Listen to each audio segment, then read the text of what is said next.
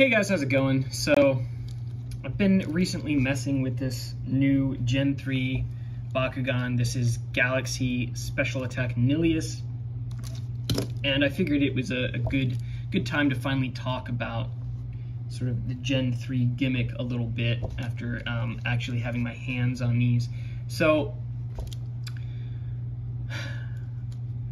these look pretty cool. Okay, I love the colors on sort of this Galaxy. It's, you know, got this sort of pearlescent sort of blue. It's got this little hollow emblem, which looks cool. It's got the clear bottom. You've got the little attack ring thing. So the way the new gen works is you've got a ripcord, and it's like a little gyro, and you're supposed to both launch at the same time, and they battle. So there's an arena that's out for it, and the gate cards sort of go in the middle. It has sloped edges, so they sort of battle each other. But I don't... so here's the gate card. You've got different zones on it. So, and these different zones correspond with the character cards. So Nilius, if you land on this little red heart, you get an extra 300. You've also got a card for the little attack ring, which also grants another bonus. So if I landed on the heart with this attack ring, I would get an additional, I guess, 600. But that's it. There's no effect cards or ability cards or whatever. So that's the game. And the problem is with this is that you're not rolling them anymore. Like, the whole gimmick of Bakugan since the start is that the skill aspect of the game came from actually rolling it and trying to get on the gate card. There was different types of rolls, right? You had like just straight on rolls, you had curve shots, there's different strategies, you know, trying to double stand or battle or whatever, trying to KO people off the gate card. But now you just have spinny Bakugan. These aren't, you can't roll them because of the attack ring. I mean, you could try to like spin it or whatever, I guess, or try to like, you could try to do the ripcord and then try to push it towards the gate card. So the game apparently doesn't have to be played in the arena.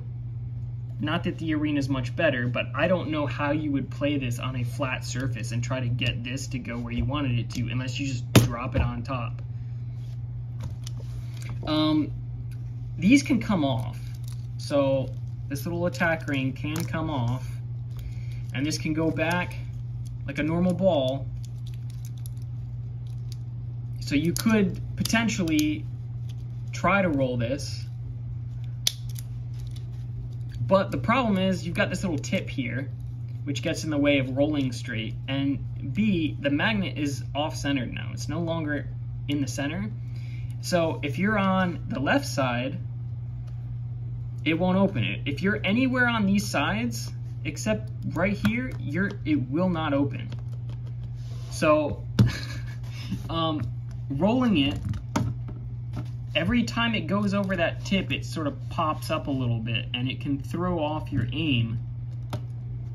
Like, it's just, you can't really curve shot them. It's just, what I just don't understand what they're thinking. Why would they try to introduce a spinning battle element to a game whose main focus, gameplay focus, has been physically rolling the balls? Like, even in the arena, they just say launch at the same time. You literally drop them. You don't even roll them anymore. So I don't understand. I really just don't understand what they're thinking from a gameplay standpoint. Why would they try to introduce a spinning battle gimmick when Beyblade exists? And Beyblade does it better. Beyblade X launches in North America next year. And like, I've already got the Japanese stuff, so like, functionally that game is going to be way more engaging than this. It's just, it blows my mind that they would try to compete with that. It's such a bad idea. Nobody that wants a spinning battle game is going to buy this over Beyblade. Really young kids might find this entertaining for a day, right? This gameplay loop. maybe a day. But even young kids, like, are not stupid. They can play, like, a more technical game. Like, you know, I've been to Beyblade tournaments where you have younger kids, like 7, 8 years old, and they're good. Like, they understand the mechanics of Beyblade and how the different parts interact with each other. And, like, they can figure it out. You got kids playing Fortnite. It's a very technical game as far as the building goes. So to think that this is going to appeal to anyone above the age of 5, which maybe it's not supposed to, I think maybe it would appeal to a 5-year-old for a day, and then the kid would get bored of it. Because no kid's going to want to play it's all luck-based. There's no way to manipulate your odds of winning. You don't roll it anymore. There's no ability cards or anything anymore, effect cards. So there's no way to manipulate what happens after it lands on the gate card outside of, ooh, I get an extra 300 because I have this character. It's just, I mean, and I don't even know that I would complain if, like, the older gens had a more engaging gameplay loop. So even, like, Gen 1 had ability cards and gate cards with different effects. Some of the gate cards had effects, and then you'd have ability cards. Like, I'm not even saying they have to go back to Gen 2 TCG. I'm not even a Gen 2 TCG purist. Like, I feel like maybe that overcomplicates the game a little bit. But this is going way too far in the other direction. Like, if you want to reduce the game and you don't want to have to invest that much into a TCG, fine. But then, like, do something similar to the Legacy formats, or Bakutech even.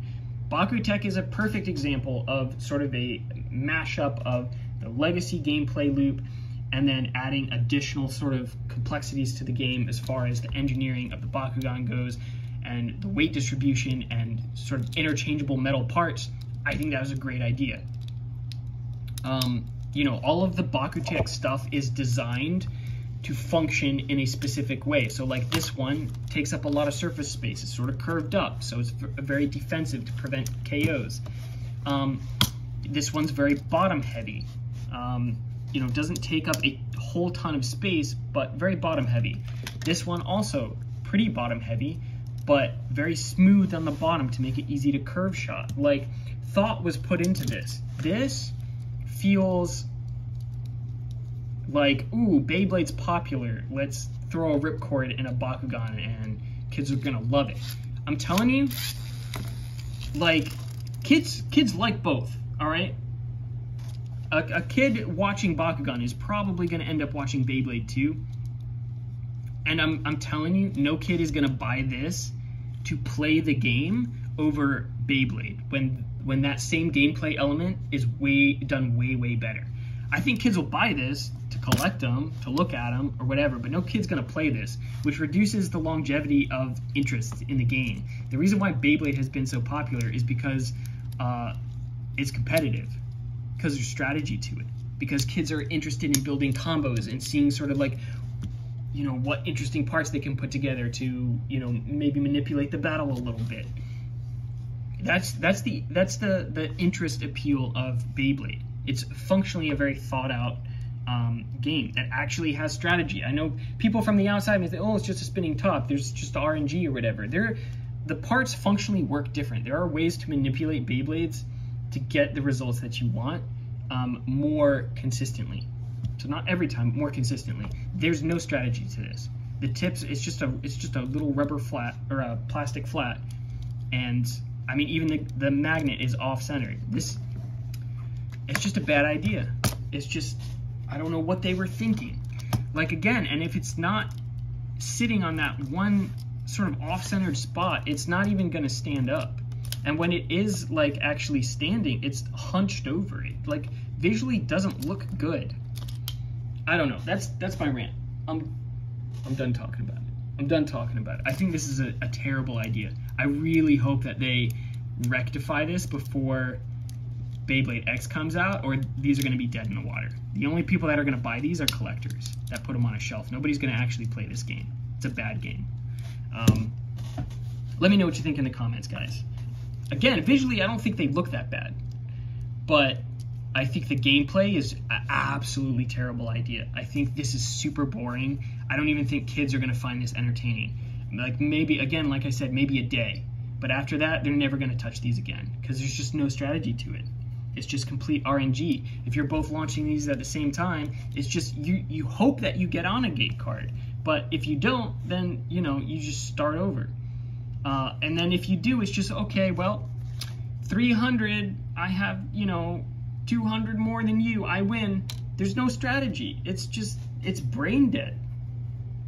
Okay, I'm actually done now. All right, see you guys.